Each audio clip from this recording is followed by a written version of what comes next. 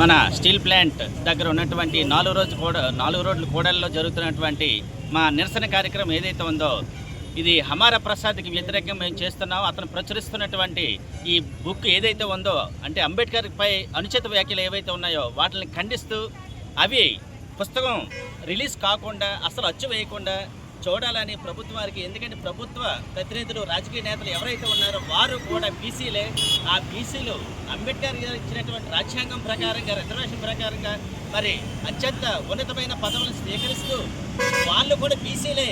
ఒకనాడు ఆ బీసీలు కూడా రాజ్యాంగం ద్వారా పదవులు తీసుకొని మరి ముఖ్యమంత్రులు అవుతూ అక్కడ రేవంత్ రెడ్డి కానీ ఇక్కడ చంద్రబాబు నాయుడు కానీ మిగతా వారు ఎవరైతే ఉన్నారో వారు కూడా ఖండించట్లేదు.